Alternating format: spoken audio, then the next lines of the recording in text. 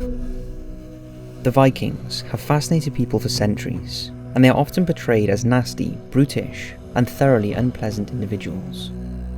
Over a period of 300 years, during the 8th to the 11th century, the Vikings travelled by sea from their native Scandinavia to raid European settlements.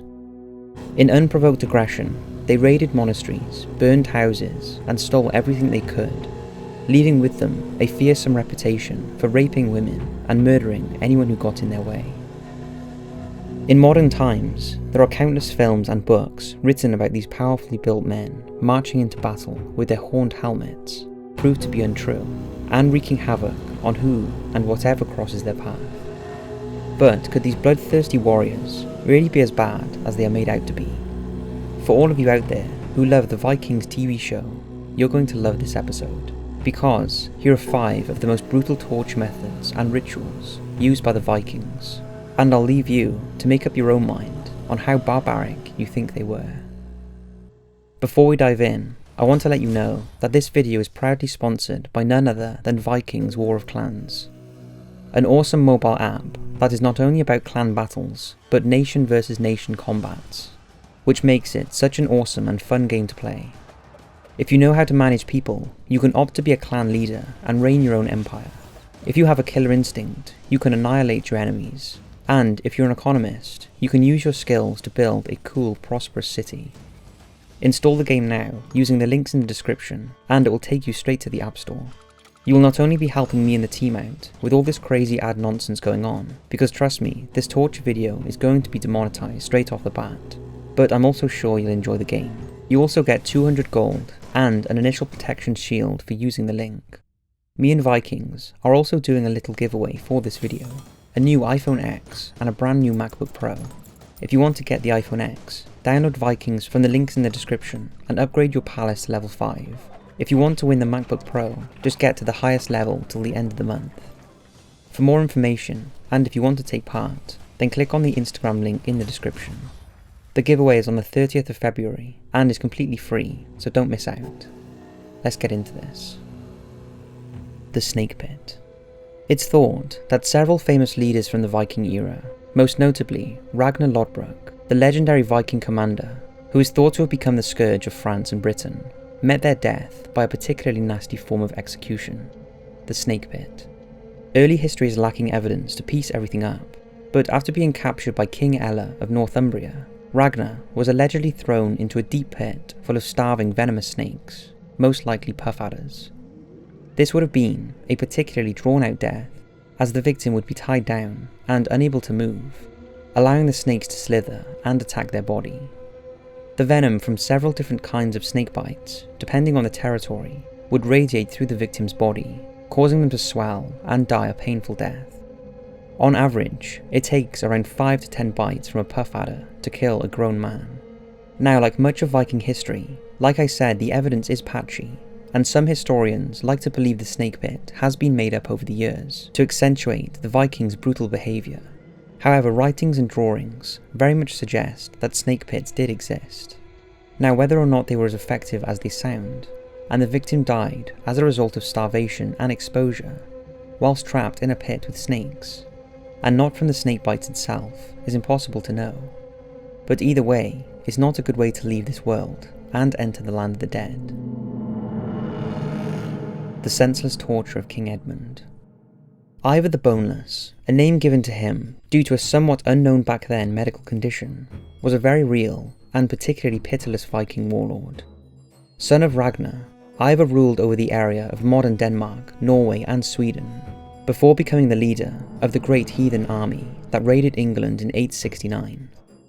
A demonstration of just how brutal Ivor could be was when he ordered the torture and execution of Edmund the Martyr, who was king of East Anglia from 855. In 870, Edmund fought Ivor the Boneless and his brother's army in Suffolk, England. When the Vikings returned with increased troops, he tried to avoid a fight and disbanded his army. On his way to retirement, he was captured and refused to renounce his faith. After a beating with cudgels, he was tied to a tree, and Ivor asked his men to use the king's back as target practice. King Edmund was pelted with arrows that stuck out of his back like a porcupine, but he was still alive so Ivar cut off his head and threw it into the bushes. His remains were later recovered by his people, who allegedly followed the cries of an ethereal wolf who led them to him. The much-loved king was buried in a wooden chapel near to where he was killed. Relics were then moved to St. Edmundsbury, where an abbey was later built that still stands to this day. Every November, a feast is still held in his honour in that area. Not a great time to be born, especially born female. When a Viking baby was born, it was the tradition for the father to be present, and for the baby to be born at home. However, the infant would not be accepted into the family, or even considered a person, until after its naming ceremony, which was performed by its father 9 days after birth. These 9 days were a life or death period for the child, as it was during this time that it would be decided whether it would live or die.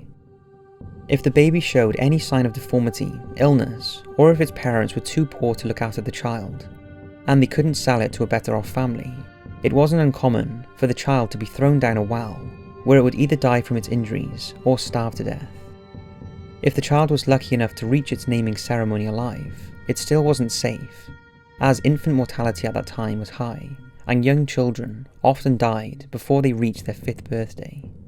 If they became ill, it was likely they would also be thrown down a well, or left out in the open for the elements to kill them. Now to us, this may seem barbaric, but the Vikings seen it as an act of mercy, as any child trying to survive with any sort of illness or defect would suffer greatly. They felt it was better to give the child back to the gods. It's not sure why Ivar the Boneless was not killed at birth due to his deformities, but as you'll know, he went on to become one of the most feared Viking leaders and commanders. Being a male most likely helped Ivar, as there is evidence that there was a high number of female infants and children killed. Experts have recently looked at suggestions that the shortage of females amongst the Vikings may have been caused by selective female infanticide. Some have even speculated that this was the reason they travelled from their homes to parts of Europe, not to rape and pillage, but to search for wives to keep their lineage going. Grotesque funeral rituals and afterlife torture.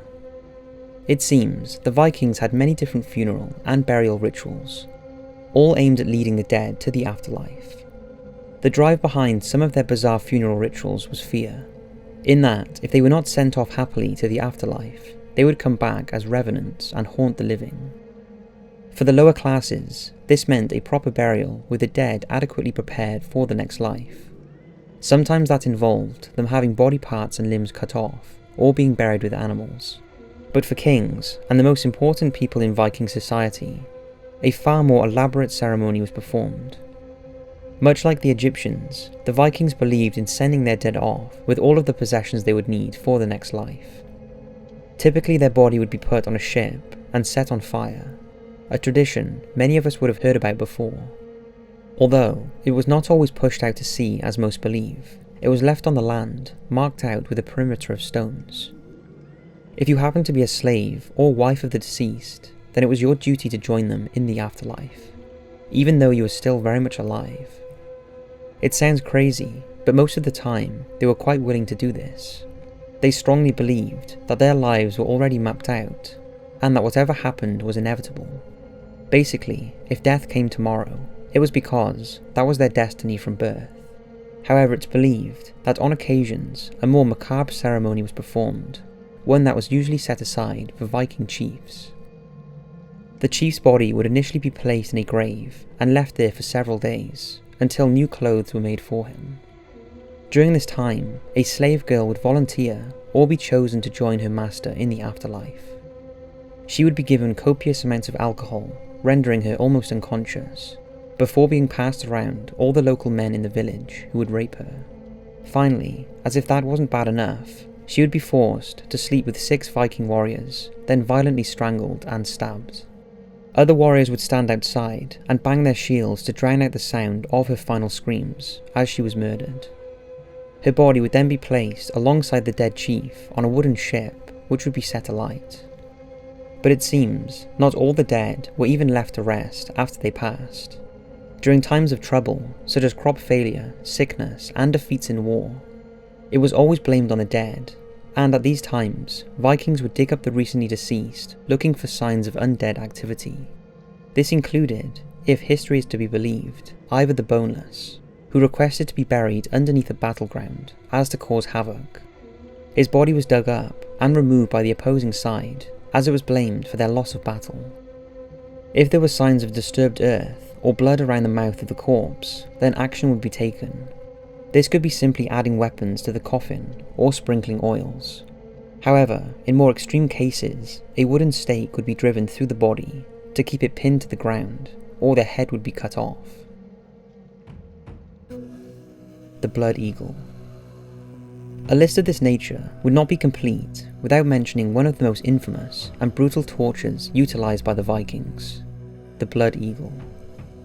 The Blood Eagle is one of the vilest and slowest torture methods ever described, and even the Vikings only used it against their most notorious enemies, or as a ritual sacrifice to Odin, the god of war and death, and the All-Father of all the Nordic gods. The victim would be secured in place, with their bare back exposed to the executioner. Then, using a sharp knife, an eagle was carved into the skin. Their back was then ripped open, and the ribs were separated from the backbone, using an axe or sword. The lungs would then be pulled through the opening and splayed over the detached ribs, giving the impression of wings.